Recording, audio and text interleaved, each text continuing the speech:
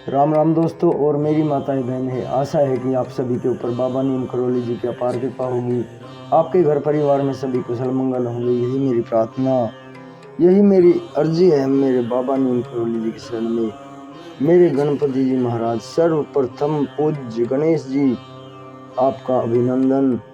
मेरे श्री राम प्रभु, मेरी माता सीता, मेरे हनुमान बजरंग बली जी, मेरे बाबा नीम करौली जी हनुमत स्वरूप, मेरी यही अर्जी है कि जो भी मेरा भाई, मेरी माताएं बहनें आपकी ये महिमा सुनते हैं, देखते हैं, उनके घर में सुख समृद्धि आए, उनके सभी कष्ट दूर हों, उनके घर में अन्न धन से भरे रहें। जय राम जी की जय, बाबा नीम करौली महाराज। दोस्तों और मेरी माताएं बहनें, आज मैं आपको माघ मास कृष्ण पक्ष की एकादशी, सठ तिला एकादशी व्रत कथा सुनाता हूँ। इसे पूरा सुने, पुण्य कथा है। इस कथा को सुने बिना ये व्रत पूर्ण नहीं होता, और इसे कथा को सुनते हैं तो विष्णु भगवान जी बहुत ही खुश होते हैं हमारे ऊपर। तो इसे पूरा सुने। सठ तिला एकादशी के दिन भगवान विष्णु की विधिवत पूजा करने के साथ साथ अंत में इस व्रत कथा का पाठ अवश्य करें। सठ तिला एकादशी का मुहूर्त 25 जनवरी 2025 का है। साल में कुल 24 एकादशी पड़ती हैं और हर एकादशी का अपना अपना महत्व होता है। ऐसे ही माघ मास के कृष्ण पक्ष की एकादशी तिथि को सठ तिला एकादशी के नाम से जानते हैं। इस बार सठ तिला एकादशी व्रत 25 जनवरी दिन शनिवार का है। इस दिन भगवान विष्णु का विधिवत पूजा करें। अंत में इस व्रत कथा का पाठ अवश्य करें या सुनें। ऐसा करने से भगवान विष्णु बहुत प्रसन्न होते हैं और आपका व्रत भी पूर्ण होता है।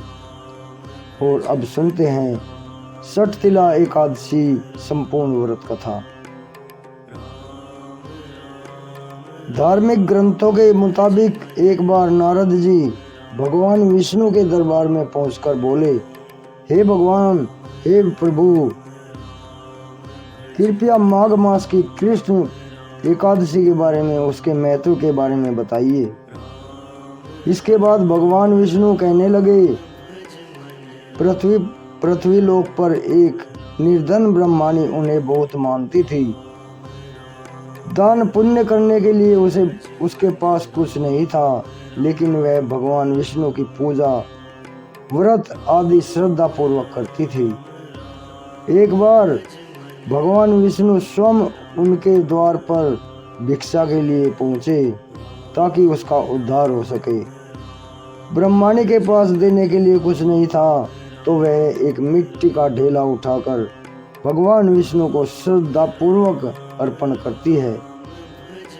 कुछ समय बाद जब ब्रह्माणी की मृत्यु हो जाती है तो वह खुद को एक मिट्टी की झोपड़ी में पाती है। जिसके बाद वह भगवान विष्णु से पूछती है कि हे भगवान, ऐसा आपने क्यों किया। इसके बाद भगवान विष्णु ने उससे कहा, हे ब्रह्माणी, तुमने अपनी भिक्षा वाली बात याद नहीं कही। तुमने भिक्षा में मुझे मिट्टी का ढेला दिया था। यह सुनकर ब्रह्माणी विलाप करने लगी। उसके विलाप को देखकर भगवान विष्णु ने कहा, जब तक द्वार पर आई देवकन्या सठ तिला एकादशी के बारे में ना बता दे, तब तक घर का दरवाजा ना खोलना। विष्णु के ऐसा कहने पर ब्रह्माणी ने वैसा ही किया। कहते हैं कि व्रत का पारण करने के बाद उसकी कुटिया धन और अन्न से भर गई। अंत में भगवान विष्णु नारद से कहते हैं कि जो मनुष्य सठ तिला पर तिल का व्यवहार करता है, तिल बांटता है या तिलकुट बनाता है, उसे वैकुंठ में वास होता है। दोस्तों और मेरी माताएं बहनें, आगे भी शेयर करेंगे। सठ तिला एकादशी व्रत कथा बहुत ही पुण्य कथा है श्री भगवान विष्णु जी की। आगे भी शेयर करें और आपके ऊपर सुनते सुनते ही पूरा आशीर्वाद मिले आपको, पूरी कृपा हो मेरे प्रभु श्री राम जी की, जो विष्णु भगवान के स्वरूप हैं। यही मेरी प्रार्थना। जय राम जी की जय, बाबा नीम करोली महाराज जी की जय, हनुमान जी की, श्री राम।